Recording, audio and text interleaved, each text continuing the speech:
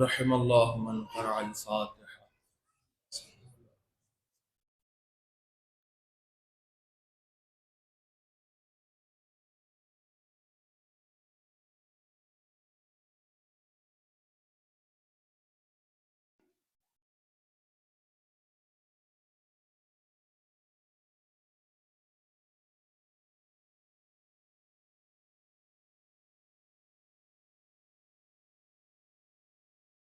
اتنی بلند صلوات پڑھے محمد والے۔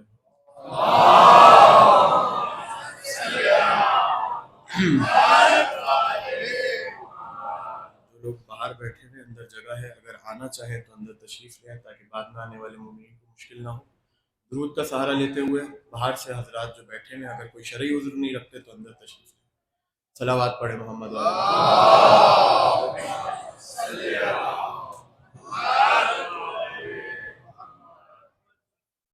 اعوذ باللہ السمیع العلیم من الشیطان اللعین الرجیم۔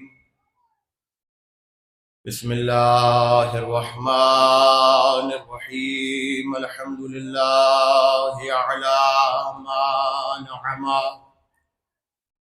وله الشکر علی ما لهم والثناء بما قدم من عموم نعم ابتداها وسبوغ آلاء نسداها وتمام منن والاها جمع عن الإحصاء عددها ونع عن الجزاء يمدها وتفاوت عن الإدراك يبدها وندبهم لاستزادتها بالشكر لاتصالها واستحمد إلى الخلائق بإجزالها وصنع بالندب إلى أمثالها ثم الصلاة والسلام والتحية والإكرام على صاحب السكينة والمدفون بالمدينة والمنصور المؤيد الذي اسمه في السماوات أحمد وفي الأرضين أبو القاسم محمد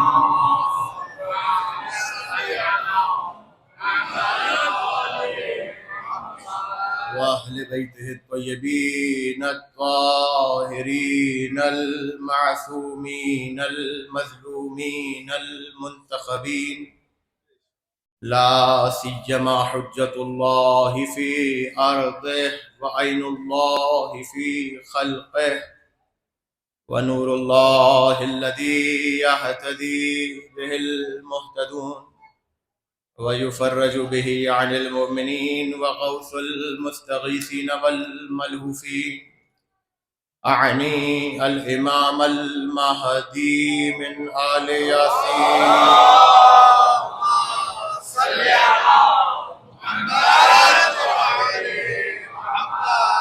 واللعنة الدائمة المستمرة على أعدائهم والمقصرين في فضائلهم والشاكين فيهم أجمعين من الآن إلى قيام يوم الدين. أما بعد فقد قال الله في محكم كتابه المبين بسم الله الرحمن الرحيم وإذا مسكم الضر ضل من تدعون إلا إياه. صلوات محمد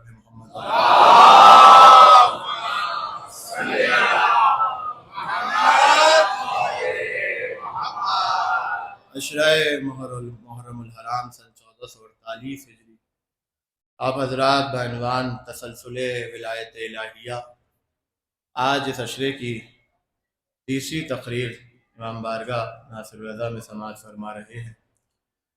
مسلسل ہماری گفتگو ولایت الہیہ کے ذیل میں ہے، اس لیے کہ تسلسل کو سمجھنے کے لیے اصل کو سمجھنا ضروری ہے، اور یہ ولایت الہیہ حسی طریقے سے، حسی مثال سے پروردگار عالم نے اپنے اختیار جب اپنے بندوں کو جتلایا تو وہ اس طرح کہ وَإِذَا مَسَّكُمُ الضُّرُّ فِي الْبَحْرِ ضَلَّ مَن تَدْعُونَ إِلَّا إِيَّاهُ، کہ جب تم سمندر کی موجوں میں پھنس جاتے ہو، سمندر کی موجیں تمہیں گھیر لیتی ہیں، تو وہ لوگ جنہیں تم اللہ کے علاوہ پکارتے تھے وہ گم ہو جاتے ہیں، غائب ہو جاتے ہیں۔ فَلَمَّا نَجَّاكُمْ إِلَى الْبَرِّ، اور جب پروردگار تمہیں خشکی کی طرف نجات دیتا ہے، اعرضتم، تم اپنا منہ پھیر لیتے ہو، وَكَانَ الْإِنسَانُ كَفُورًا، انسان کتنا بڑا ناشکرا ہے، انسان کتنا بڑا ناشکرا ہے کہ خدا کی ولایت کو دیکھنے کے بعد بھی منہ کو پھیر لیتا ہے، خدا کی ولایت کو دیکھنے کے بعد بھی اپنے منہ کو پھیر لیتا ہے۔ اسی قضیے کو سمجھانے کے لیے مسلسل 2 دن ہماری گفتگو جس مرحلے فکر پر ہے، وہ مرحلہ اور وہ قضیہ حضرت آدم علیہ السلام کا ہے۔ جب پروردگار عالم نے ملائکہ سے ارشاد فرمایا فَإِذَا سَوَّيْتُهُ وَنَفَخْتُ فِيهِ مِن رُوحِي فَقَعُوا لَهُ ساجدین، یہ ایک آیت ہے کہ جس میں پروردگار عالم نے اپنی ولایت کو رونما کیا، جلوہ فگن کیا، اور اپنی ولایت کی تجلی اس ایک آیت میں ظاہر کی۔ ملائکہ سے کہا کہ جب میں اسے تسویہ کر لوں، اسے بنا لوں اور اس کے اندر اپنی روح کو پھونک دوں، یہ تھی ولایت تکوینی۔ فَقَعُوا لَهُ ساجدین، تو تم سب سجدے میں چلے جانا، یہ تھی ولایت تشریعی۔ اب ظاہر سی بات ہے کہ خلقت آدم میں آدم کا اختیار نہیں تھا، نہ فرشتوں کا اختیار تھا، نہ ابلیس کا کوئی اختیار تھا۔ آدم کی خلقت میں صرف فقط اللہ کا اختیار تھا، یہ ہے ولایت تکوین۔ اور تشریعی جب حکم دیا سجدے کا تو اب اس مرحلے کو پروردگار نے تھوپا نہیں،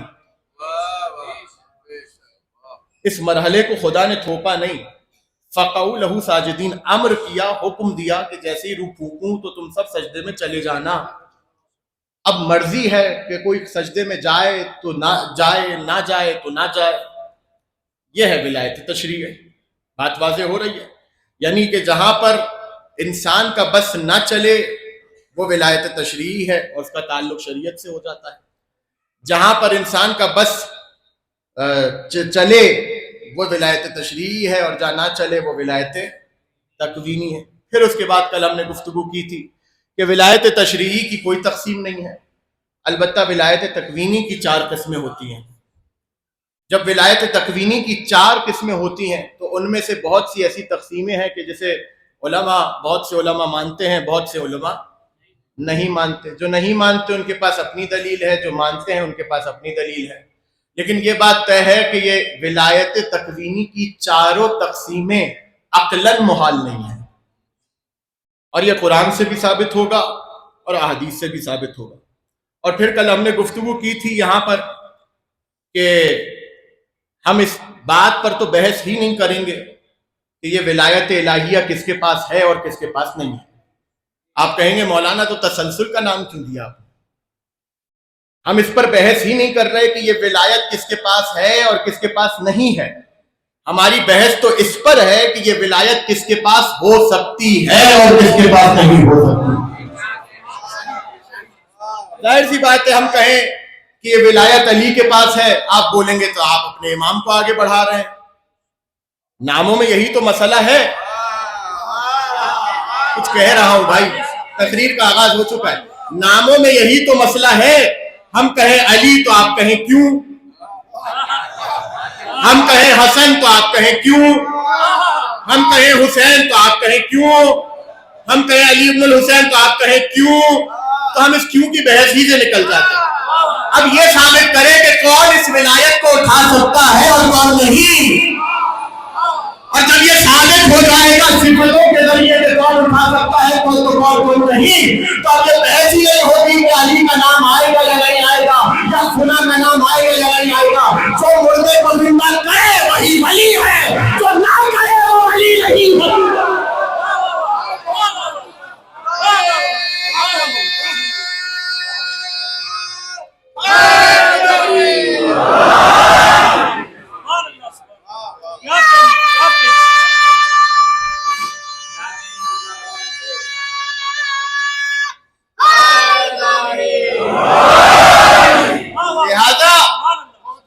مت سمجھیے گا کہ ابھی اسی موضوع پر میں بات کرنا چاہ رہا ہوں.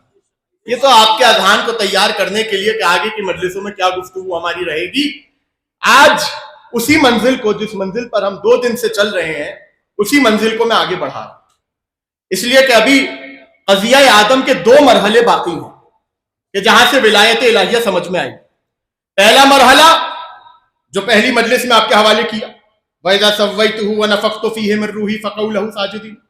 دوسرا مرحلہ کہ پروردگار، جو کل بات ہوئی، ہماری پوری تقریر اسی موضوع پر تھی کہ پروردگار جسموں کے آگے نہیں جھکواتا، جسموں کے آگے روح کی وجہ سے جھکواتا ہے. روح کی وجہ سے. آدم میں جب تک ولایت کی روح نے جلوہ فگن نہیں کیا تھا، خدا نے حکم سجدہ بھی نہیں دیا تھا. لیکن جیسے ہی روح ولایت کو آدم میں پھونکا، خدا نے کہا سجدہ کرو. مکے کی زمین، کعبے کی زمین، جب تک زمین تھی، مادہ تھی، جسم تھی، خدا نے انبیاء کو نہیں کہا جاؤ عبادت کرو. لیکن جیسے ہی روح ولایت آئی، کہا آدم سے جاؤ طواف کرو، نوح جاؤ طواف کرو، اسماعیل جاؤ طواف کرو. انبیاء کی بھی عبادت علی کی ولایت کا طواف کرتی نظر آئی. باب حتہ میں جب تک دروازہ تھا، تب تک خدا نے نہیں کہا کہ سجدہ کرو اور جھک کر جانا. جیسے ہی روح ولایت آئی، خدا نے کہا سجدہ کرو. یعنی خدا سجدہ وہی کروا رہا ہے جہاں پر ولایت تجلی کر رہی ہے. خدا تعظیم وہی کروا رہا ہے جہاں پر ولایت تجلی کر رہی ہے.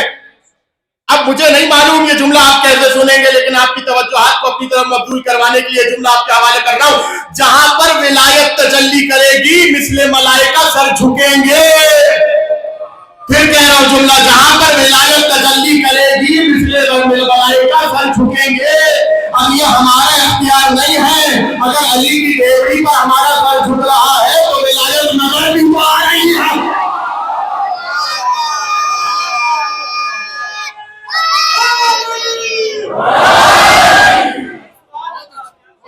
بات واضح ہو گئی. پروردگار کی آواز آئی، وَإِذْ قُلْنَا لِلْمَلَائِكَةِ اسْجُدُوا لِآدَمَ فَسَجَدُوا إِلَّا إِبْلِيسَ أَبَى وَاسْتَكْبَرَ وَكَانَ مِنَ الْكَافِرِينَ. اے میرے حبیب، اس وقت کو یاد کرو کہ جب ہم نے ملائکہ کو یہ کہا کہ آدم کو سجدہ کرے، سب نے سجدہ کیا، ابلیس نے سجدہ سلامت. نتیجہ ابا، انکار کیا. ابا یعنی شدت سے انکار کیا. واستکبرا، تکبر کیا. وکانا من الکافرین، کافر ہو گیا. کتنا آسان سا اور سادہ سا ترجمہ کیا اور آپ نے محسوس ہی نہیں کیا ترجمہ. ابا ولایت کی تجلی دیکھ کر انکار کیا، واستکبرا تکبر کیا، کانا من الکافرین، کافر ہو گیا. چلے اس سے پہلے کہ اس مرحلے کو اور واضح کروں، آئیے آیت کے پہلے ٹکڑے پر. وَإِذْ قُلْنَا لِلْمَلَائِكَةِ اسْجُدُوا لِآدَمَ، جب ہم نے ملائکہ سے کہا کہ وہ سجدہ کرے، فَسَجَدُوا إِلَّا إِبْلِيسَ، سب نے سجدہ کیا، ابلیس نے نہیں کیا. سوال میں کہوں یہاں پر مجمع ہے، جیسی مجلس ختم ہو تمام بچے جو ہے وہ میرے پاس آ جائیں، ان سے پوچھنا چاہتا ہوں کہ کیا پڑھا. مجلس ختم ہو سارے بچے آ جائیں اور نوید بھائی کونے پہ بیٹھے رہیں. میں کہوں میں نے کہا تھا مجلس کے بعد سب آئیے گا، آپ کیوں نہیں آئے؟ آپ کہیں گے مولانا آپ نے بچوں کو بلایا تھا، مجھے کب کہا تھا؟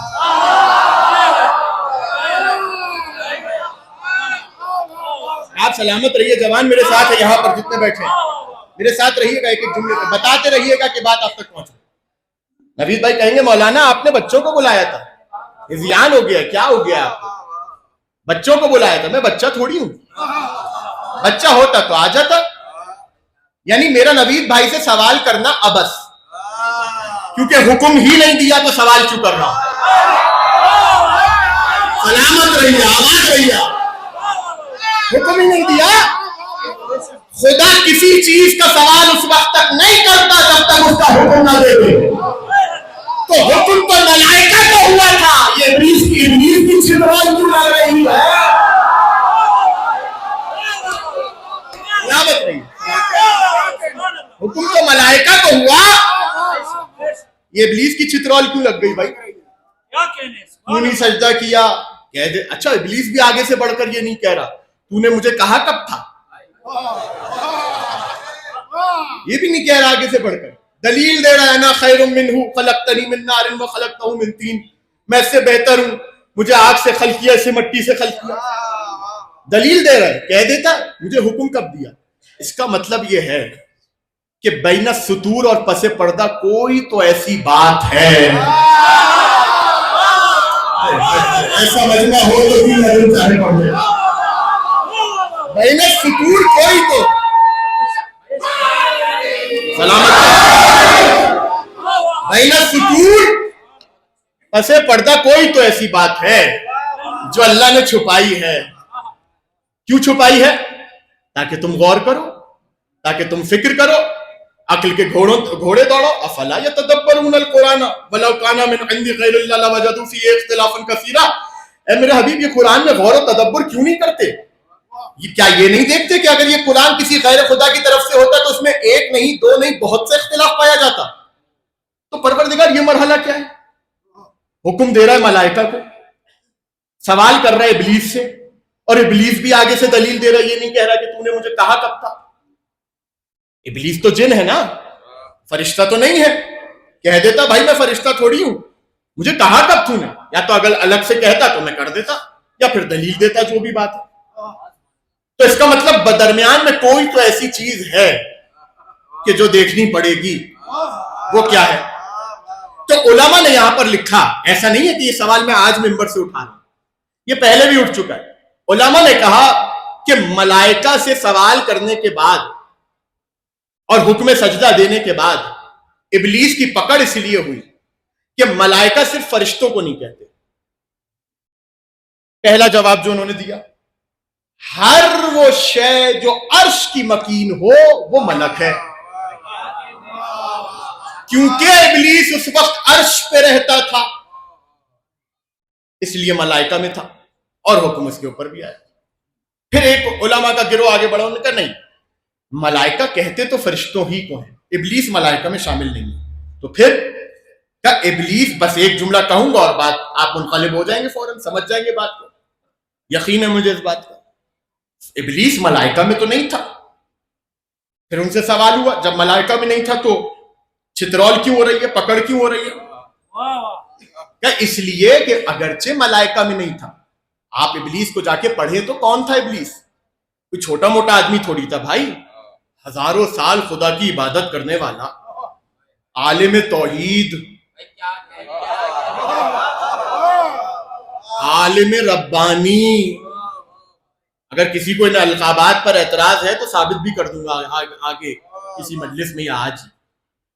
عالم ربانی, عالم توحید, عالم تھا. یہ ابلیس بہت بڑا عالم تھا, علامہ صاحب تھا.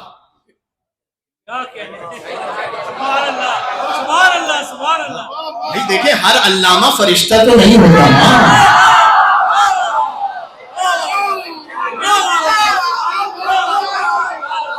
خدا کا شکر ہے آج مجھے زور کم لگانا پڑ رہا ہے. ہر علامہ صاحب فرشتے تھوڑی ہوتے ہیں. تو ابلیس بھی عالم تھا, عبادت گزار تھا, سجدہ کرنے والا تھا. انہی عبادتوں کی وجہ سے پروردگار نے اسے پروموشن دیا, اور پروموشن یہ دیا کہ اسے لا کر ملائکہ کی صف میں کھڑا کر دیا. جب صف میں کھڑا کر دیا تو اب وہ ملائکہ کے ساتھ سجدے بھی کر رہا ہے, ملائکہ کے ساتھ رکوع بھی کر رہا ہے, ملائکہ کے ساتھ تسبیح بھی کر رہا ہے, اللہ کی عبادتیں بھی کر رہا ہے. پہلے تنہا کیا کرتا تھا, اب ملائکہ کے ساتھ بھی کر رہا ہے, اب ملائکہ کے ساتھ بھی کر رہا ہے. تو علماء نے لکھا کہ یہاں پر چونکہ وہ ملائکہ میں شامل نہیں تھا, جن سے ملائکہ میں شامل نہیں تھا, لیکن چونکہ ملائکہ کی صف میں ہوتا تھا تو اب خدا جو بھی حکم ملائکہ کو دے گا وہ ابلیس کے اوپر بھی آئے گا. ہائے ہائے ہائے ہائے، جو حکم اللہ ملائکہ کو دے گا وہ ابلیس کے اوپر بھی آئے گا. کیوں؟ اگرچہ ملائکہ کی جنس میں نہ ہو لیکن چونکہ ملائکہ کی صف میں رہتا ہے تو جو حکم خدا دے گا ملائکہ کو وہ ابلیس کو بھی پابند کرے گا. کیوں؟ اس لیے کہ دستور دین، دستور دنیا اور دستور خداوندی یہ ہے کہ جب خدا کسی صف پر حکم لگاتا ہے تو اس صف میں جتنے بھی افراد ہوتے ہیں چاہے ہم جنس ہو یا نہ ہو، صف پر حکم آتا ہے، صف پر حکم آتا ہے. آپ سمجھ میں آیا؟ اس لیے تو ہم کہتے ہیں آقل کے نافر لو علی کے دشمنوں کی صف میں کھڑے ہو گئے تو لعنت تم پر بھی پڑے گی.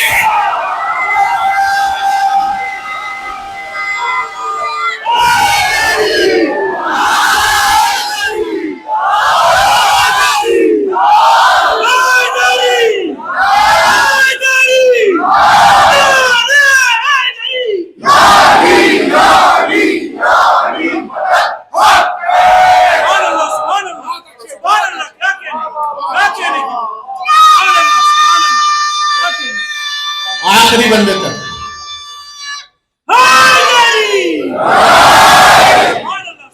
آئے ایک شخص آپ کے اور میرے چھٹے امام کے پاس اور آ کر کہنے لگا مولا تقویٰ کیا ہے؟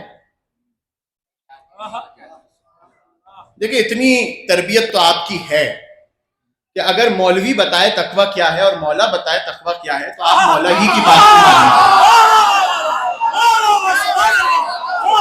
تقویٰ کہ اللہ سے ڈرو. کیوں بھائی ڈرو؟ بچوں کو قریب کرنا ہے یا دور بھگانا ہے؟ اللہ سے ڈرو. نہ ڈر. امام کی حدیث ہے، امام کی حدیث ہے کہ خدا کی رحمت سے اتنا مایوس نہ ہو اور نہ ہی خدا کے غضب سے بے پرواہ ہو جاؤ. دونوں چیزیں ہیں، لیکن ڈرانا خدا کا مقصد تھوڑی ہے. خدا تو وہ ہے جو 70 ماؤں سے زیادہ محبت کرنے والا ہے. آپ کہہ رہے ہیں ڈرو ڈرو. تو کیوں ڈرو بھائی؟ چلیے امام سے پوچھئے تقویٰ کیا ہے. دنیا کی کانوں سے امر امامت جب تک سنتے رہیں گے نا آپ کے بچے دین سے قریب نہیں ہوں گے، دور ہی ہوں گے. ہاں، دین کو آل محمد سے سمجھیے. مولا تقویٰ کیا ہے؟ ایسا جملہ کہا ہے نا خدا کی قسم، اور امام متقین کے بچوں کے علاوہ کوئی کہہ بھی نہیں سکتا تھا. جملہ کہہ دیا میں نے، امام متقین کے بچوں کے علاوہ کوئی کہہ بھی نہیں سکتا تھا. اور کیا ترکیب اور کیا جملہ ہے خدا کی قسم. امام نے فرمایا اللہ یفتتک اللہ حیث امرک و اللہ یراک اللہ حیث نہاک. خدا تمہیں اس جگہ پر غائب نہ پائے، اس جگہ سے جہاں پر اس نے رہنے کا حکم دیا ہے، اور اس جگہ پر حاضر نہ پائے جہاں پر اس نے رہنے سے منع کیا ہے. یہ ہے تقویٰ، یہ ہے تقویٰ. امام فرما رہے کیا مطلب؟ خدا چاہتا ہے نماز پڑھو تو نماز کے وقت نماز کے بعد مصلی سے غائب مت ہونا. خدا چاہتا ہے روزہ رکھو تو ماہ رمضان میں روزے سے بھاگنا مت. خدا چاہتا ہے کہ اگر استطاعت ہے تو حج کرو تو خبردار حج کے موسم پر استطاعت ہونے کے باوجود حج سے بھاگنا نہیں. اور خدا چاہتا ہے کہ جھوٹ نہ بولو تو جھوٹ بولنا مت. خدا چاہتا ہے کہ زنا نہ کرو تو زنا کرنا مت. خدا چاہتا ہے کہ سود نہ کھاؤ تو سود کھانا نہیں. یعنی ایک جملے میں امام نے سب بتا دیا. مطلب کیا ہے؟ خدا کو اس جگہ پر حاضر نہ پائے جہاں پر اس سے رہنے سے منع کیا ہے، اس جگہ سے غائب نہ پائے جہاں پر اس سے رہنے سے روکا ہے. میں نے کہا مولا آپ نے تو مشکل ہی آسان کر دی. اب سمجھ میں آیا صرف قدیر میں ہونا کافی نہیں ہے، کہیں سے غائب رہنا ضروری ہے.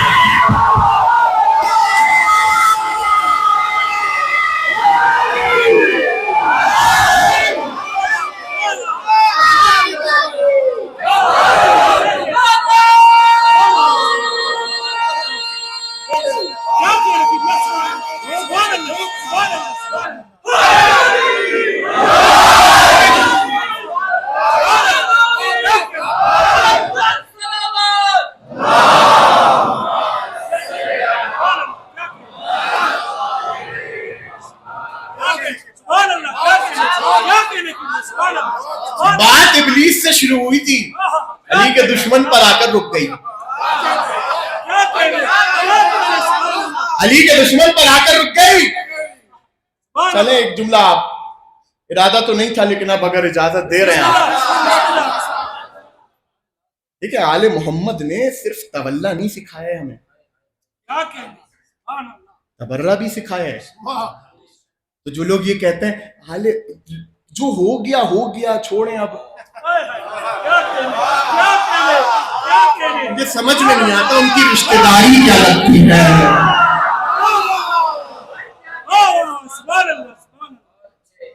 صفوان جمال نام سنا ہے؟ نہیں سنا. مفاتیح الجنان اگر کچھ سمجھتے ہیں مجھے، کوئی حیثیت دیتے ہیں مجھے، چلیں مجھے چھوڑیں، ارے ذکر کو کوئی حیثیت دیتے ہیں، آج جائیے گا مفاتیح الجنان گھر پہ جا کے کھولیے گا، زیارات کے باب میں جائیے گا اور امیر المومنین کا زیارت کا باب کھولیے گا.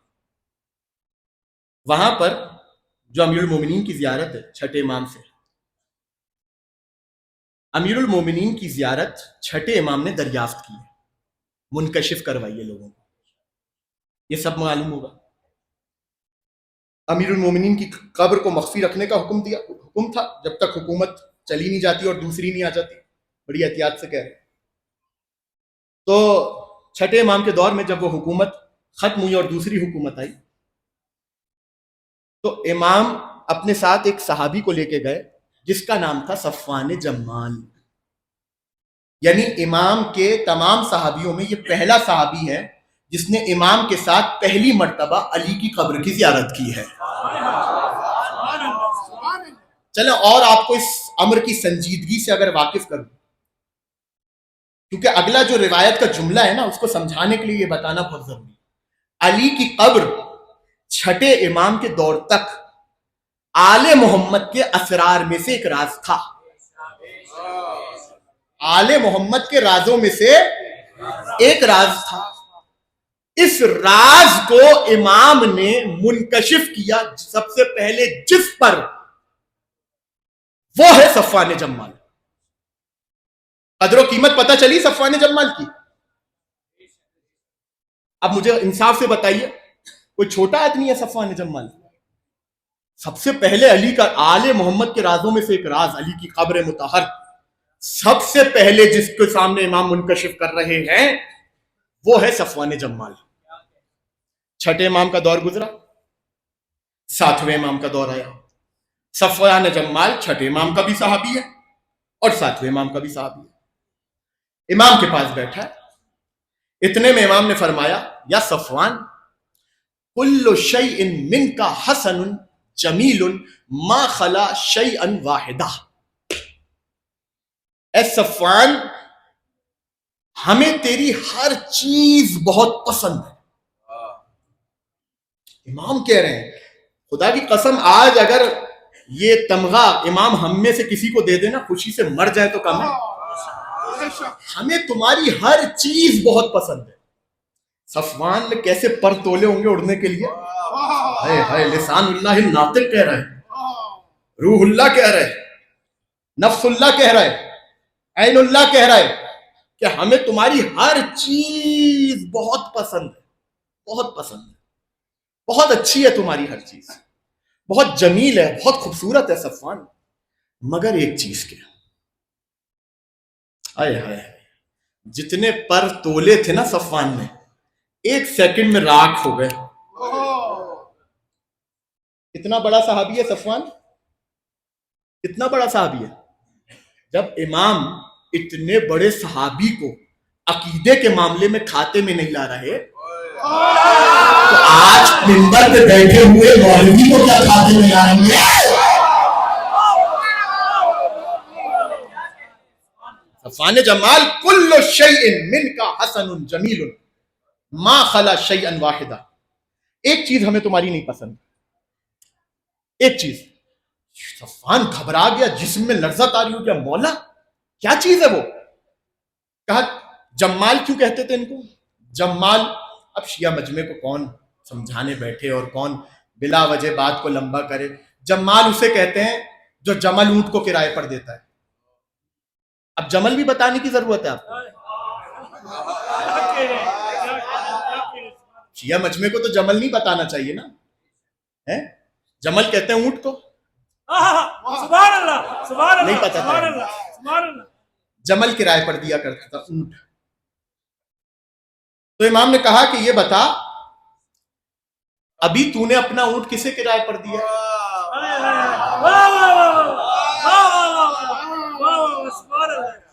اس نے کہا مولا. اچھا اس سے خدا کا واسطہ ہاتھ جوڑ رہا ہوں بھائی، آپ کی روایت میں بعد میں سنا دوں گا آپ کو، لیکن پہلے یہ بات سن لیجئے. خدا کا واسطہ اس روایت سے اپنا اجتہاد مت کرنے بیٹھ جائیے گا. جیسے زندگی گزار رہے ہیں آل محمد کے مطابق ویسے گزارتے رہیے گا. خدا کا واسطہ ہاتھ جوڑ رہا ہوں، خدا کا واسطہ. امام نے فرمایا تمہاری ہر چیز پسند ہے، ایک چیز نہیں پسند. کیا؟ کرائے پہ اونٹ دے تو جی مولا. تو کسے دیا ہے ابھی اونٹ؟ مولا ہارون رشید کو. امام کاظم علیہ السلام کا قاتل ہے نا ہارون رشید کو، دشمن ہے یہ. اچھا لیکن مولا میں نے اس کو لہو لعاب کے لیے نہیں دیا اونٹ کرائے پر، شکار وغیرہ کے لیے نہیں دیا. وہ تو مکہ جا رہا تھا حج کے لیے، تو اونٹ مانگا کرائے پر، میں نے دے دیا. امام نے کہا اچھا یہ بتا. اللہ اکبر، صلی اللہ علیہ یا موسیٰ ابن جعفر. اللہ اکبر. امام نے کہا یہ بتا، تمیز ذہن میں رہے، یہ بتا جب تک وہ واپس نہیں آ جاتا اور تجھے تیرے اونٹ کا کرایہ نہیں دے دیتا، تجھے امید ہے کہ وہ زندہ رہے؟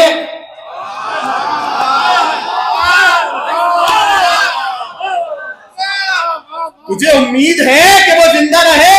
مولا ظاہر سی بات ہے، میرا پیسہ جڑا ہوا ہے اس سے، وہ آئے گا پیسے دے گا. امام نے فرمایا سنو، من احب بقاءہم کان منہم فمن کان منہم فہو ولد النار.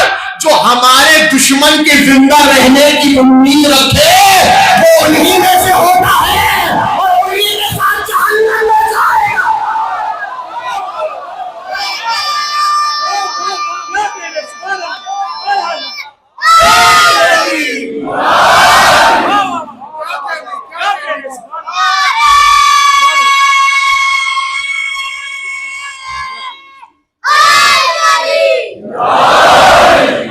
اب آپ کو سمجھ میں آیا تقویٰ کسے کہتے ہیں؟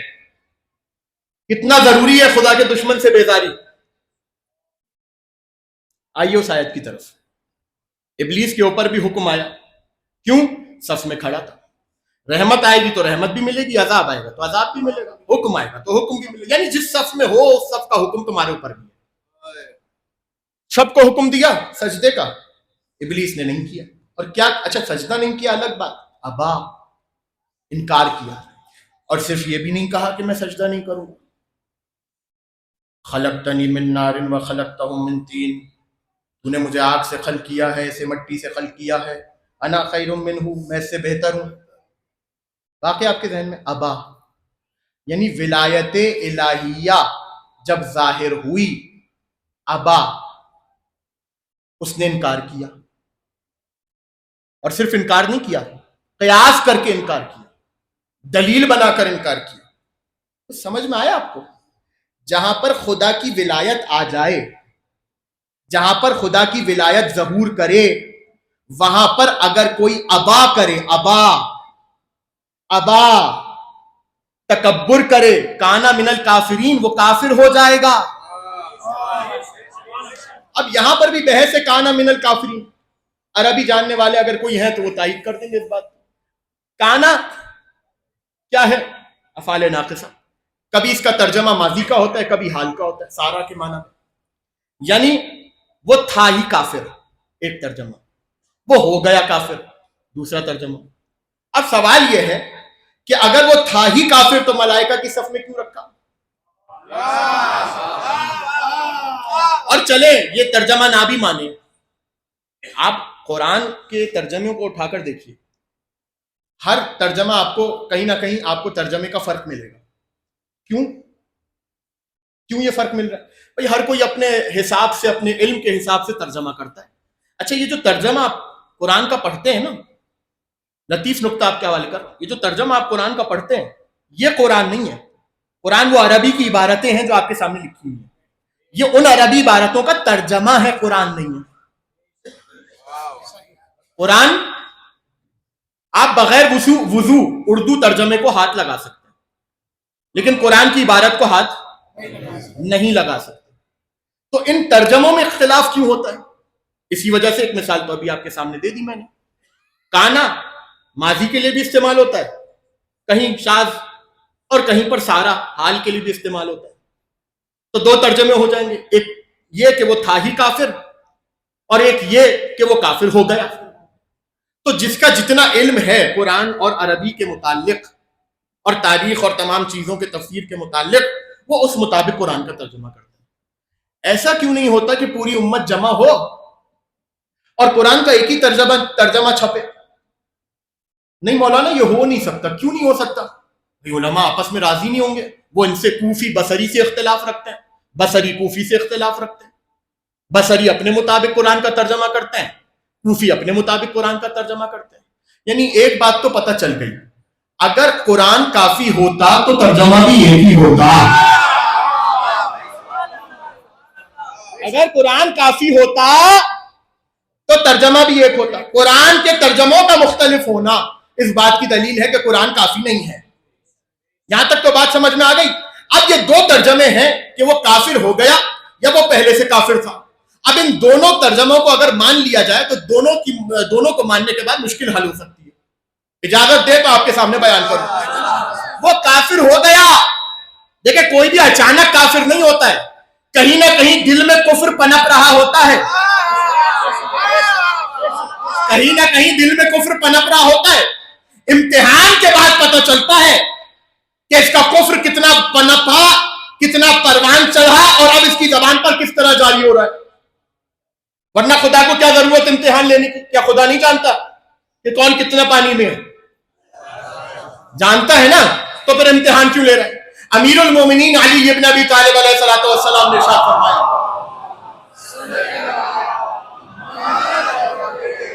امیر نے ارشاد فرمایا کہ سنو، ان کان سبحانہ اعلم من انفسہم ولکن لتظہر الافعال التي بها یستحق الثواب والعقاب.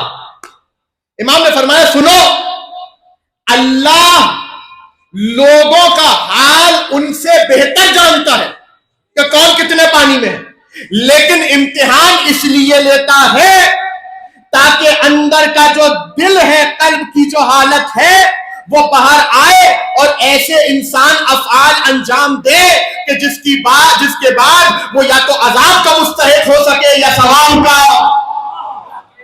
ورنہ اگر خدا اپنے علم کی بنیاد پر لوگوں کو جنت اور جہنم کا فیصلہ کر دے، جاؤ بھائی اٹھاؤ اسے جہنم میں پھینکو، تو کہے گا کہ میں نے کیا کیا جہنم میں پھینک رہا؟ کیا میرے علم میں تھا کہ تو نماز نہیں پڑھے گا؟ پروردگار تیرے علم میں تھا، تو نے کہا تو نہیں؟ کہتا اور میں نہ پڑھتا تو بھیجتا. یعنی امتحان اس لیے بھی ضروری ہے تاکہ کوئی علم الہی کو چیلنج نہ کر سکے. کچھ کہنا چاہ رہا ہوں، علم الہی کو چیلنج نہ کر سکے. اگر کوئی امتحان اللہ امتحان نہ لیتا اور آخرت میں کوئی علم الہی پر انگلی اٹھاتا تو زیادہ بری بات ہوتی. اب سمجھ میں آیا؟ اور امتحان لیا بھی، پہلا امتحان لیا بھی کس چیز سے؟ ولایت سے. کچھ سمجھ میں آیا؟ جو علم الہی کو بچا لے اسے ولایت الہیہ کہتے ہیں.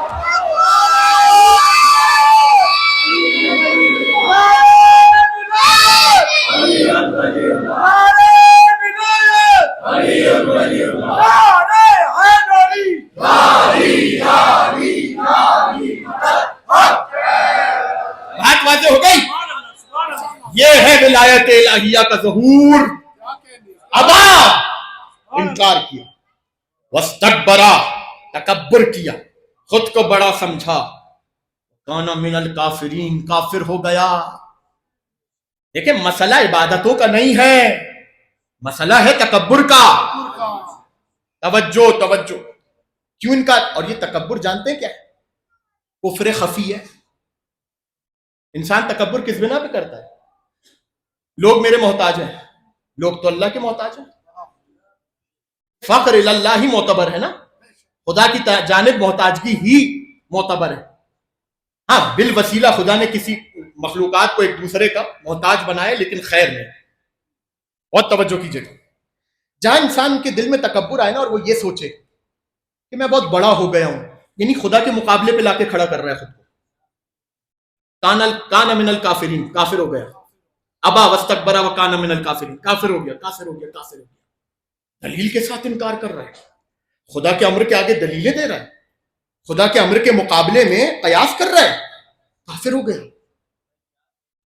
بیٹھے ہیں رسول مسجد میں اور اتنے میں رسول نے اصحاب کو دیکھا، جیسے ہی علی کے اوپر نگاہ، دیکھیں رسول کا طریقہ جانتے ہیں کیا تھا؟ رسول کا طریقہ یہ تھا، اور عدل میں اور انصاف میں اللہ کا رسول اتنا بلندی پر تھا کہ مجمع میں جتنے لوگ ہوتے تھے نا، کوئی یہ نہیں کہہ سکتا تھا کہ آج نبی نے زید کی نسبت مجھے کم دیکھا۔ اس پر علماء نے بحث کی ہے کہ نبی کا عدل اتنا شدید تھا کہ مجمع میں اگر کوئی بیٹھا ہے، میں یہاں پر بیٹھا آپ کو دیکھ رہا ہوں، تو میری نگاہ کسی پر اس محفل میں زیادہ پڑے گی، کسی پہ کم، کل جس پہ زیادہ پڑی تھی اس پہ کم، اور جس پہ کم پڑی تھی۔ رسول وہ ہے کہ جو ایک محفل میں، حدیث آپ کے حوالے کروں گا، خدا کی قسم آپ جھوم اٹھیں گے، ایک محفل میں، ایک مجلس میں سب کو برابر دیکھتے تھے، لیکن جیسے ہی علی آتے تھے رسالت کی نگاہیں سب سے ہٹ جاتی ہوئی صرف علی کو دیکھتے تھے۔ کیوں؟ رسول نے فرمایا علی نے عبادت، علی کو دیکھنا عبادت ہے، اللہ امت عبادت کرے، نبی عبادت نہ کرے۔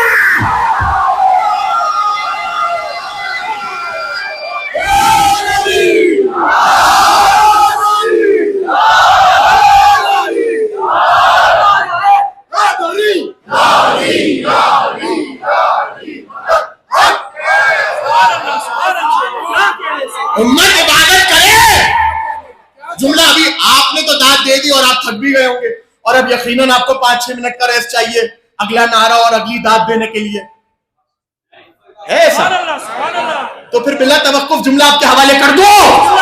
پہلی وجہ تو یہ کہ خود رسالت عبادت کر رہی ہے، رسالت نہیں، رسول کی آنکھوں سے خود آدم عبادت کر رہے ہیں، خود نوح عبادت کر رہے ہیں، خود عیسیٰ عبادت کر رہے ہیں، خود موسیٰ عبادت کر رہے ہیں، خود عیسیٰ عبادت کر رہے ہیں، یحییٰ عبادت کر رہے ہیں، یونس عبادت کر رہے ہیں، یوسف عبادت کر رہے ہیں۔ یہ تو پہلی وجہ ہو گئی۔ دوسری وجہ، ہمارا رسول دیکھتے تو سب تھے، لیکن آپ مجھے انصاف سے بتائیے، جب علی جیسا نورانی چہرہ، علی جیسا حساس چہرہ، علی جیسا بشاش چہرہ آ جائے تو انصاف سے بتائیے علی کو چھوڑ کے منحوس شکلیں کون دیکھے؟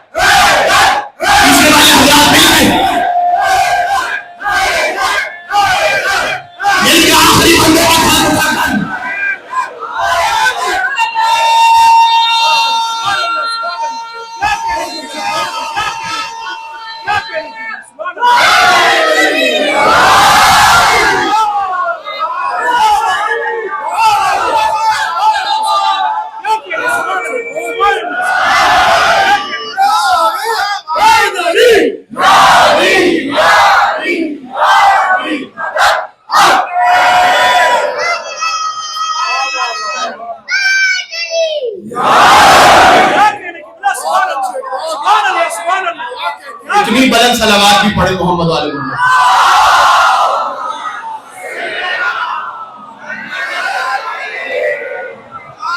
بات کی تھی اب آپ کو بیٹھنے نہیں دوں گا میں، وکان من الکافرین۔ رسول نے جیسے علی کو دیکھا فرمایا، کہنے لگے سنو، علی خیر البشر فمن ابا فقد کفر۔ علی بشر میں سب سے افضل ہے، جس نے انکار کیا وہ کافر ہو گیا۔ آدم کے سجدہ کرنے پر ابلیس کافر ہوا، علی کا انکار کرنے پر اچھے سے اچھا مسلمان کافر ہو جاتا۔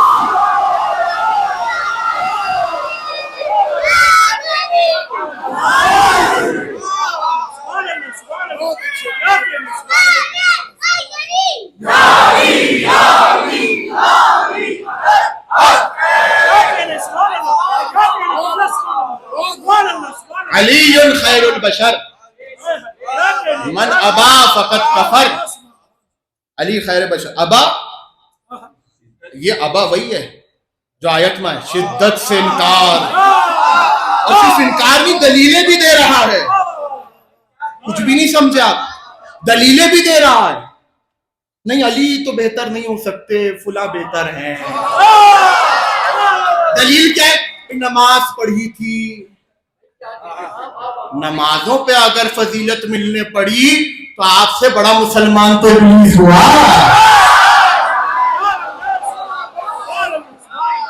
آپ سے بڑا مسلمان تو دلیلیں بھی دے رہے. اچھا یہ وہ حدیث ہے، اور اسی حدیث کا ایک اور ورژن آپ کے حوالے کر رہا ہوں. اور یہ دونوں حدیثیں وہ ہیں کہ جو اہل تشیع نے صرف نہیں لکھی، اہل سنت نے بھی لکھی ہیں. تو جتنے اہل سنت حضرات بھائی یہاں پر تشریف فرمائے وہ بھی خوش ہو جائیں کہ ان کی کتاب کے حوالے دے رہا ہوں. ہاں وہ اور بات ہے کہ کچھ نے اس کے اوپر اعتراض کیا ضعیف ہے اور یہ ہے اور وہ ہے. آپ کے نزدیک ہوگی ضعیف. علی کی روایت ہے، علی کی فضیلت ہے، ہم تو نہیں دیکھیں گے ضعیف ہے اور کیا ہے. کیا فرمایا رسول نے؟ علی خیر ال، یہ بار بار حدیث اس لیے دہراتا ہوں تاکہ بچوں کو یاد ہو جائے. علی خیر البشر من ابا فقد کفر. اسی کا دوسرا ورژن ہے، توجہ کیجیے. علی رسول فرما رہے علی. اچھا کوئی یہ کہے کہ اگر دوسرا ورژن ہے تو صحیح کون سا غلط کون سا؟ بھائی عقل کے اندھے کیوں بن جاتے ہیں ایک دم سے؟ ایک ہی کیلیبر کی دو حدیثیں آ جائیں ایک لفظ کے اختلاف کے ساتھ، آپ شروع ہو جاتے ہیں کہ یہ دو ہیں، اب رسول نے تو ایک ہی کہی. کیوں بھائی؟ کوئی آپ کے بڑوں کی تعریف تھوڑی ہے کہ رسول نے ایک مرتبہ.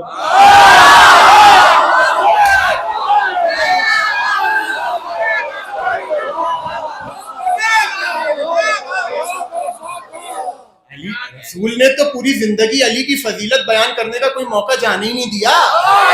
نہیں اور آسان کرو، موقع ملے وہ الگ، لوگوں کو پکڑ پکڑ کے بتایا وہ الگ. تو پیچھے رہ گئے آگے بلاؤ، آگے جا چکے پیچھے بلاؤ. علی کو ان کو مولا ہو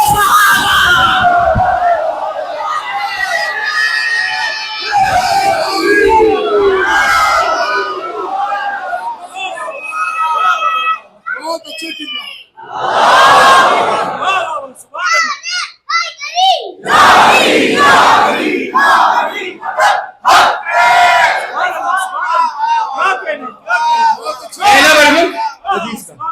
علی خیر البشر فمن ابا فقد کفر.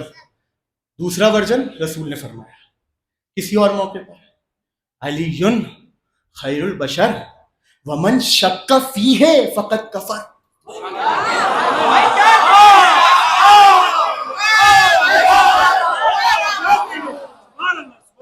من شکا، پہلے تو انکار کی بات ہو رہی ہے نا، اور دلیل ہے، اور یہ شک میں تھوڑی انکار کرنا ہے.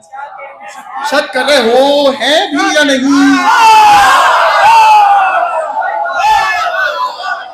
ہے بھی یا نہیں.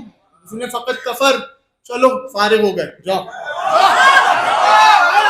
چلو کافر کافر کافر کافر، نکلو مدینے سے. نہیں ہاتھوں کو جوڑوں یا رسول اللہ، انکار تو نہیں کیا نا، شک کیا. چھوڑ دیں. آج آپ خدا نہ کرے کبھی ایسا ہو کسی کا بچہ فیل ہو جائے، 10 نمبر آئے، اور اسی کا دوست بھی فیل ہو جائے دوستی نبھاتے ہوئے.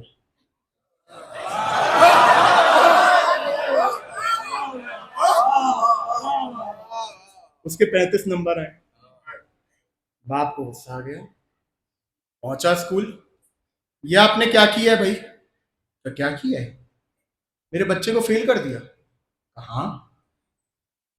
اس کا جو دوست ہے اس کے 35 نمبر آئے، اس کا جو دوست ہے اس کے 10 نمبر آئے. تو میرے بچے کے 35 آئے، 10 والے سے تو زیادہ ہی ہے.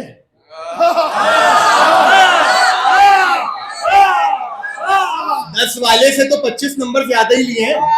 فیل کیوں لکھے؟ نیم فیل لکھ دیتے. آدھا سے آگے سے اسکول والے کہیں گے انکل آپ بات سمجھے ہی نہیں, آپ بزرگ ہو گئے ہیں, آپ کو بات سمجھنی پڑے گی.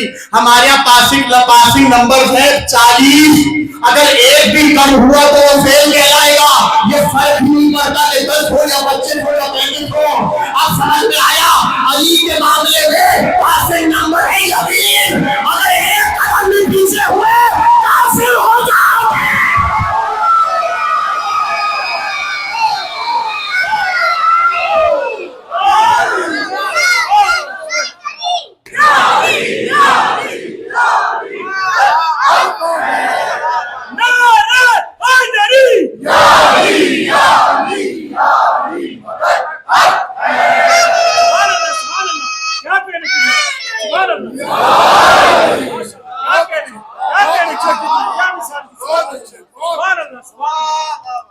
کوئی فرق نہیں ہے ابلیس میں اور آپ میں, کوئی فرق نہیں, کوئی فرق نہیں.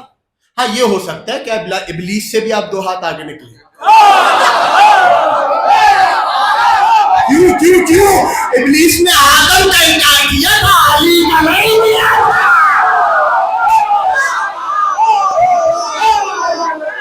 آپ سلامت رہیں, امام زمانہ آپ کی حفاظت کرے, مولا آپ کو سلامت رہے, مولا آپ کو. آپ ہو سکتا ہے آپ ابلیس سے 2 ہاتھ. بہرحال آج کی گفتگو بس یہاں پر روک رہا ہوں, کل سے انشاءاللہ یہیں سے بات آگے بڑھے گی. ولایت کا ظہور ہے, یہ ولایت کا ظہور ہے. کبھی آدم کے ذریعے, کبھی کعبے کے ذریعے, کبھی باب حتہ کے ذریعے, کبھی علی اور ان کی اولاد کے ذریعے. کل میں نے ایک بات کی تھی, کیونکہ سوالات آئے ہیں تو اس کا جواب دینا میرے اوپر اب واجب ہے, اس کی ذمہ داری. کل میں نے ایک بات کی تھی کہ خدا نے اہل بیت کو جو ولایت عطا فرمائی اور امر کیا, اہل بیت اس امر کے پابند ہیں.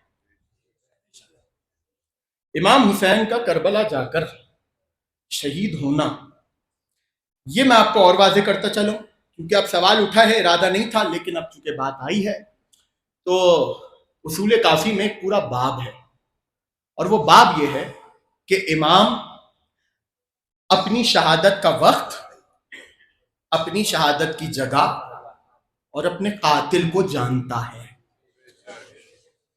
میں نے کل سوال یہ اٹھایا تھا جو کہ ہوتا بھی ہے, ایسا نہیں کہ میں نے خود سے فرض کیا ہوں, آپ نے یہ سوال سنا ہو کہ جب امام جانتے تھے کہ ایسا ہوگا اور امر الہی تھا, مشیت الہی تھی, تو آپ روتے کیوں ہیں؟ جب خدا نے یہ چاہا تھا کہ ہو. مجھے جہاں تک لگتا ہے کہ کل کی گفتگو میں جو مغالطہ ہوا وہ اس لفظ کو لے کر ہوا, چاہت. ہمارے یہاں چاہت کا مطلب پسندیدگی ہے, عربی زبان میں نہیں ہے. عربی میں مشیت کا مطلب پسندیدگی, بولے میرے ساتھ, نہیں ہے. اور میں نے کل یہ مثال دی تھی کہ ماں باپ اپنے بچے کو, بیمار بچے کو جا کے انجیکشن لگواتے ہیں, تو اگر ماں باپ نہ چاہیں, ماں باپ کی مشیت نہ ہو, تو بچے کو کوئی انجیکشن نہیں لگائے. مشیت ہے, لیکن ماں باپ اس بچے کی تکلیف کو دیکھ کر جاں بلب بھی ہو رہے ہیں, رو بھی رہے ہیں. کیوں؟ آپ نے تو آ کے لگوایا, آپ ہی نے تو ڈاکٹر کے ہاتھ میں دیا, لو انجیکشن لگاؤ, رو کیوں رہے؟ کہا کہ ہماری مشیت ہے, ہم نے خود دیا ہے, ارادہ ہے, لیکن ہم اپنے بچے کو تکلیف میں دیکھیں یہ ہمیں پسند. حسین کی شہادت مشیت الہی تھی, لیکن محبت الہی نہیں تھی.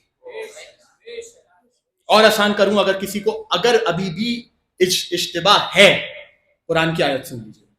کل میں نے حصی مثال دی تھی, اب قرآن کی مثال دے. حصی مثال کو تو آپ رد کر سکتے ہیں, ایک مثال ہے, ایک چیز سے قریب کرتی ہے, 100 چیزوں سے دور کر دیتی ہے. لیکن اب جب قرآن کی آیت پڑھوں گا تو یقیناً مجھے یقین ہے کہ اس کے بعد کوئی شک اور شبہے کی گنجائش باقی نہیں رہے. مشیت اور پسندیدگی کے فرق کو سمجھنے کے لیے, مشیت اور محبت کے فرق کو سمجھنے کے لیے ایک آیت آپ کے حوالے. سورہ ابراہیم آیت نمبر 4, خدا نے فرمایا, جا کے دیکھ لیجیے گا, ترجمہ بھی دیکھ لیجیے گا, وما ارسلنا من رسول الا بلسان قومه ليبين لهم فيذل الله من يشاء ويهدي من يشاء.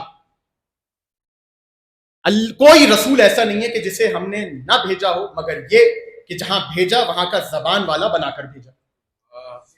کیوں؟ لِيُبَيِّنَ لَهُمْ, تاکہ یہ رسول ان کو ہمارے احکام کھول کھول کر بتائے, بیان کرے. ٹھیک ہے, یہاں تک بات ہوگی. آگے فَيُضِلُّ اللَّهُ مَن يَشَاءُ, خدا جسے چاہے گمراہی میں چھوڑ دے اور جسے چاہے ہدایت دے دے. ہدایت تک تو بات سمجھ میں آتی ہے. اب مجھے انصاف سے بتائیں, سارا مجمع میرے سامنے, اگر کسی کو اختلاف ہے تو وہ بھی بول دے, لیکن اگر سب میرے ساتھ ہیں تو بتائیے گا, کیا یہ عقیدہ رکھنا صحیح ہے کہ خدا یہ بات پسند کرتا ہے کہ اس کے بندوں میں سے کچھ گمراہ ہو جائیں؟ آخری بندے تک میرے ساتھ ہے کسی کا یہ عقیدہ؟ بولے بولے, نہیں ہے نا؟ تو پھر اس کا کیا مطلب ہے؟ فَيُضِلُّ اللَّهُ مَن يَشَاءُ, خدا جسے چاہے گمراہی میں چھوڑ دے. چاہے, یشا نکلا ہے مشیت سے, چاہے, جا کے قرآن کا ترجمہ دیکھ لیجیے. خدا جسے, اب یہاں پر بھی دو ترجمے ہوتے ہیں, علمی ضمانت سے کہہ رہا ہوں. خدا جسے چاہے گمراہ کر دے, یا دوسرا ترجمہ خدا جسے چاہے گمراہی میں چھوڑ دے. میں ذاتی طور پہ پہلے ترجمے کا قائل نہیں. اگر خدا ہی گمراہ کر رہا ہے تو پھر جہنم میں کیوں بھیج رہا ہے؟ جہنم میں کیوں بھیج رہا ہے؟ تو پہلا ترجمہ تو اعتقادی طور پہ ٹھیک نہیں. دوسرا ترجمہ کیا ہے؟ چھوڑ دے. کیا مطلب؟ ہم نے تمہارے لیے رسولوں کو بھیجا, ہم نے تمہارے لیے کتابوں کو بھیجا, ہم نے تمہارے لیے نبیوں کو بھیجا, ہم نے تمہارے لیے اور ایسا نہیں تھا کہ تم عربی جانتے تھے اور نبی عبرانی میں بات کر رہا تھا یا فارسی میں, نہیں, تمہاری زبان والا بنا کر بھیجا. اس نبی نے تمہیں سب کچھ بتایا, کیا صحیح ہے کیا غلط ہے. اب اس کے باوجود اگر تم راہ راست پر نہیں آ رہے, پڑے رہو گمراہی میں, پڑے رہو گمراہی. اب سمجھ میں آیا چاہت الہی کیا ہے؟ یشا کا مطلب یہ نہیں ہے کہ خدا پسند کرتا ہے کہ تمہیں گمراہی میں چھوڑے, نہیں, پسند نہیں کرتا. ہاں, خدا نے یہ چاہا کہ اس کی حجتوں کے آنے کے بعد بھی اگر کوئی گمراہی میں رہنا چاہتا ہے تو وہ وہاں رہے, چاہا.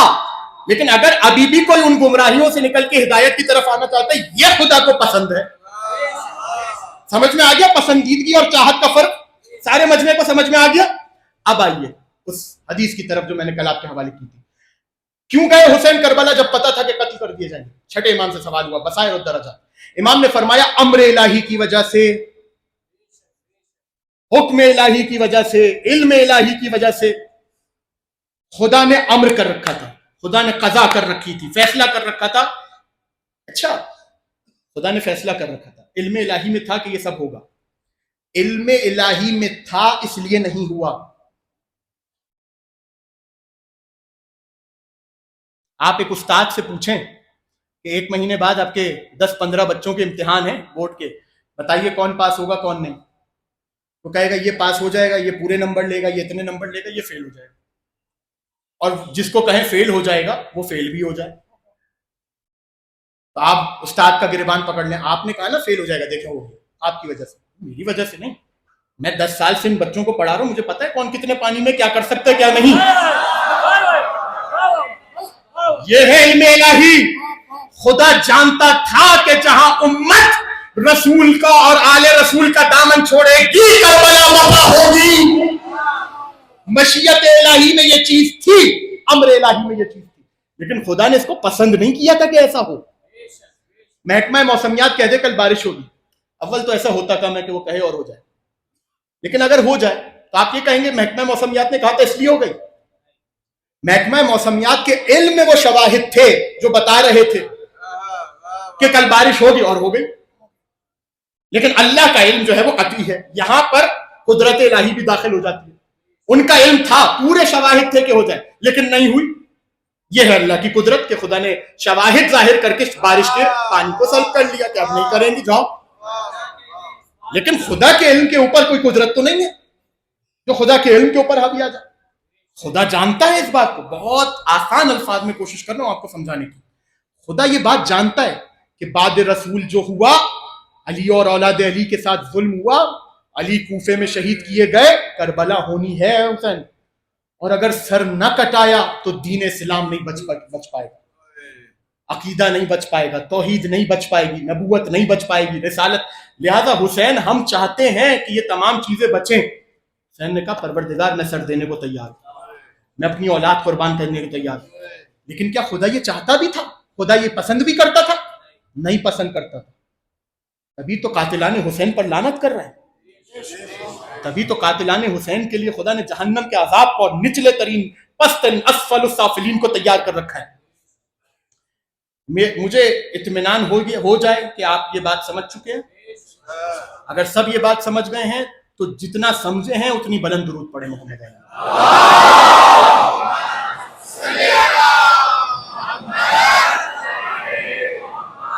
امر الہی، امر الہی، امر الہی تھا کہ حسین مدینے سے نکلنا ہے. امر الہی تھا. یہ ظاہری شواہد تھے کربلا کے کہ کوفے والوں کے خط آئے. حسین جانتے تھے بالآخر حسین کو کہاں جانا ہے. زینب ہمارے ساتھ چلو، ام کلثوم ہمارے ساتھ چلو، علی اکبر ہمارے ساتھ چلو، سکینہ ہمارے ساتھ چلو، ام رباب علی اصغر کو لے کر ساتھ چلو. مسلم جاؤ کوفہ جاؤ، لوگوں سے ہماری بیعت لو. لکھ کر دیا انی باعث الیکم اخی وابن عمی وثقتی من اہل بیتی. میں اپنے بھروسے کی، اعتماد کی جا کو تمہارے پاس بھیجا. امر الہی، امر الہی. اس ولایت کو بچانے کے لیے پہلا نذرانہ مسلم بن عقیل دے رہے ہیں. لکھا، روایتوں میں لکھا کہ مدینے سے جب نکلے تو کچھ دیر بعد واپس آئے. آنکھوں میں آنسو تھے. لوگوں نے اس کو غلط تعبیر کیا، خدا نخواستہ مسلم موت سے ڈر گئے تھے. نہیں، لیکن جب مسلم کے ساتھ ایک اور ساتھی کو قتل کیا گیا، مسلم حسین کے پاس واپس آئے اور آ کر کہا، حسین نے کہا مسلم واپس کیوں آ گئے؟ کہا آقا جو آثار نظر آ رہے ہیں مجھے نہیں لگتا کہ آپ سے دوبارہ ملاقات ہو پائے گی. آخری بار آپ کا دیدار کرنے کے لیے آیا ہوں. مسلم الوداع لے کر چلے اور تنہا نہیں چلے، اپنے ساتھ 2 بچوں کو بھی لے کر چلے. اجرکم علی اللہ. آپ کی ہائے بلند ہو گئی، آپ کی آوازیں بلند ہو گئی. عزادارو چھٹے امام فرماتے ہیں اللہم ارحم تلک فرخۃ التی کانت لنا. پروردگار ان چیخوں پر رحمت نازل فرما جو ہمارے مسائل میں بلند ہوتے ہیں. آزاد چھوڑنا عزادارو اپنی آوازوں کو. آج 3 محرم کا دن بھی ڈھل چکا ہے. 7 دن کا مہمان ہے تمہارا اور میرا آقا.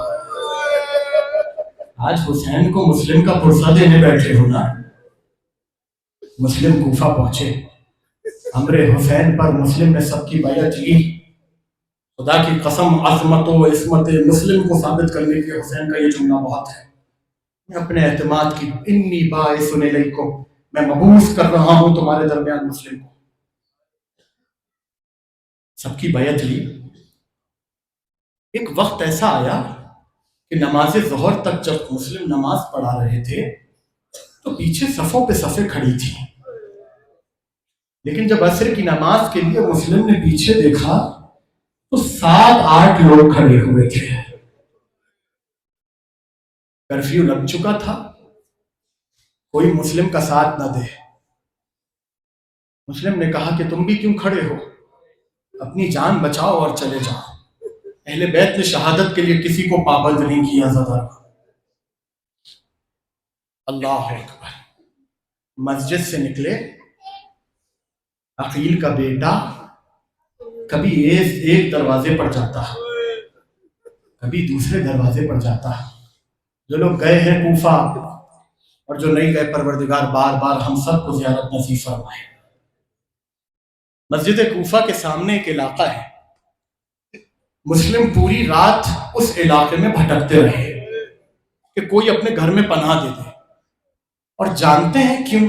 اس لیے نہیں کہ جان بچ جائے، مسلم جانتے ہیں کہ جان تو جائے گی، پناہ اس لیے چاہتے ہیں کہ کسی طرح حسین تک پیغام پہنچا دے کہ مادا اسے بتائیے گا. ایک دروازے سے دوسرے دروازے، دوسرے دروازے سے تیسرے دروازے، ایک مرتبہ ایک مومنہ کے دروازے کے سامنے آ کر بے بس ہو کر مسلم دیوار سے ٹیک لگا کر بیٹھ گئے. جب اس مومنہ کا شوہر یا بیٹا یا داماد اس کا انتظار کر رہی تھی، بار بار دروازہ کھول کے دیکھتی تھی آیا نہیں آیا، ابن زیاد کا کارندہ تھا. اب جب دروازہ کھولا تو دیکھا کہ ایک پردیسی بیٹھا ہے، تو کہنے لگی کہ تو یہاں کیوں بیٹھا ہے؟ کوفے کے حالات سازگار نہیں ہیں، اپنے گھر کو چلا جا. تو رو کر کہنے لگے کہ گھر وہ جائے جس کا گھر ہو.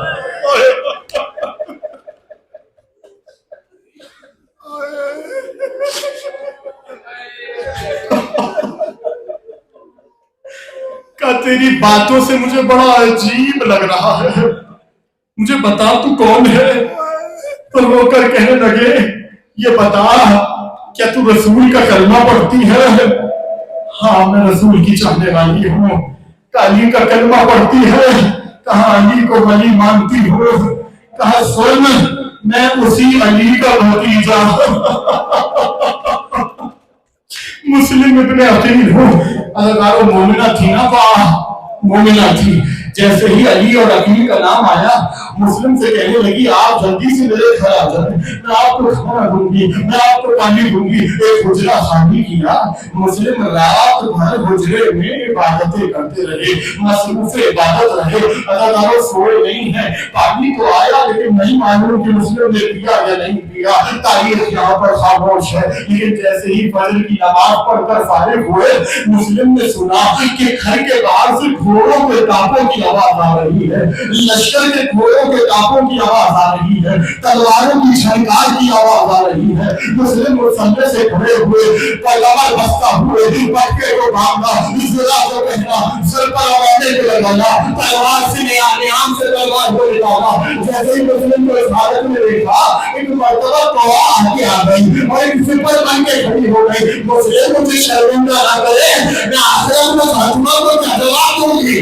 آپ میرے مہمان ہیں، میں آپ کو دشمنوں کے آگے نہیں آنے کرتی. مسلم نے کہا تو آپ پیچھے ہٹ جا، ہم بنی ہاشم ہیں، ہماری غیرت جملہ اگلا جملہ کہنے کی ضرورت نہ پڑے، تمہارے ہاتھ تمہارے سینوں پہ ہونے چاہیے. تو ہم بنی ہاشم ہیں، ہماری غیرت پرواہ نہیں کرتی کہ ہم مردوں میں ہوتے ہوئے اور کے دشمنوں کے سامنے اور کے نامحرموں کے سامنے کرو ماتم. یہ تو مسئلے ہیں، کاش ہم کربلا میں ہوتے، بے سلابیوں کا مجمع.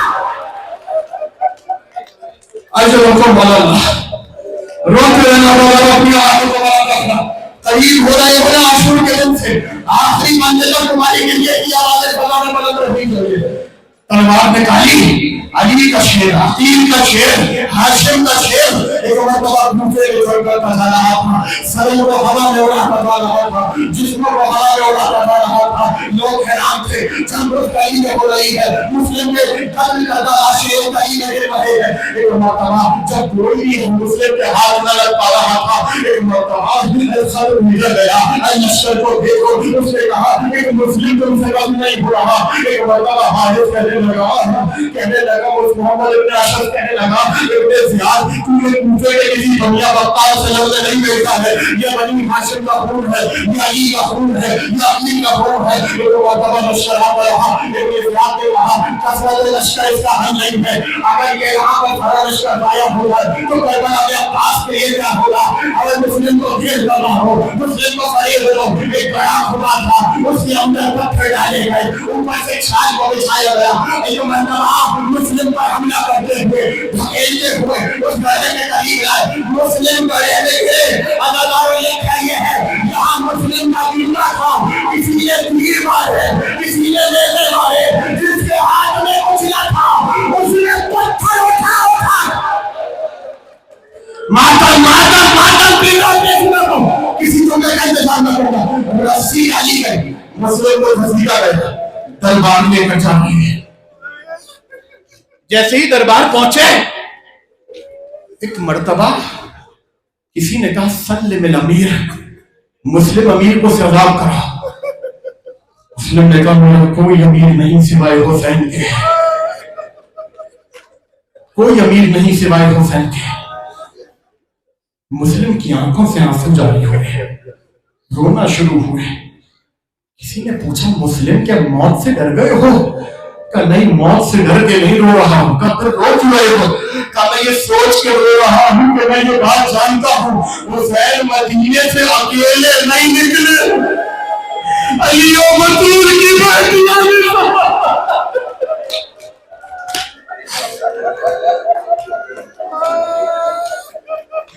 اجرکم اللہ. ایک مرتبہ مسلم کو گھسیٹتے ہوئے دارالعمارہ کی چھت پر لائے. مسلم نے کہا مجھے مہلت دو کہ میں اپنے آقا کو سلام کر سکوں. ایک مرتبہ حسین کی طرف اشارہ کیا، ایک جانب اشارہ کیا. علماء کہتے ہیں کہ زمین نے اپنے فاصلوں کو کم کر لیا. مسلم کو حسین نظر آئے، آواز دی السلام علیکم یا ابا عبداللہ. یہاں مسلم کا سلام کرنا رہا، وہاں حسین کی آواز آئی. حسین اپنی مسجد سے کھڑے ہو گئے اور آواز دے کر کہنے لگے وعلیکم السلام یا اخی. عباس قریب آئے اور آ کر کہنے لگے آقا یہاں تو کوئی نہیں ہے جس سے سلام کیا ہو، آپ نے کس کو جواب دیا؟ حسین نے دونوں انگلیوں کو شکاف کیا. عباس ذرا ان کے درمیان دیکھو، اب جو دیکھا ارے ظالم کا خنجر، مسلم کا سار، لاشیں کو دارالعمارہ سے عباس طرف سے آقا میرے منہ سے پہنچا دو، کہ بھائی کا لاشا اپنے ہاتھوں لے لو. عباس تمہاری ضرورت نہیں، ذرا دروازے پر دیکھو. اب جو دیکھا ایک برقع پوش بیوی، آجا مسلم میں ساتھ نماز ہوں. اجرکم اللہ. مولا آپ کو کوئی معاملہ جیسے میں سانس لے لو گی ایک مرحلہ اور آپ کے حوالے کرنا چاہتا ہوں. اللہ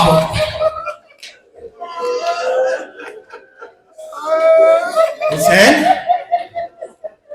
عباس سے لپٹ گئے. عباس مسلم کا پرسہ قبول کر، زینب مسلم کا پرسہ قبول کر. اور ایک مرتبہ بہن سے کہا بہن وہ ہم نے فلاں مقام پر جو بالیاں خریدی تھی ذرا وہ تو لا کر دو. تو سمجھ جائے ماتم کرنے میں کسی جملے کا انتظار کر رہا ہوں. تمہیں چادر سے میرا واسطہ مسلم کا پرسہ ہے، وہ تو بالیاں کو لا کر دو. حسین کو بالیاں لا کے دی گئی. کہا زینب ہماری بھتیجی عاتقہ کو تو بتاؤ. عاتقہ تشریف لائی، چھوٹی سی عاتقہ. حسین نے عاتقہ کو اپنی آغوش میں بٹھایا، کانوں میں بالیاں ڈالی. ہزاروں روایات ہیں کہ جب کوئی یتیم ہو جائے نا اس کے سر پر شفقت سے ہاتھ پھیرا کرو.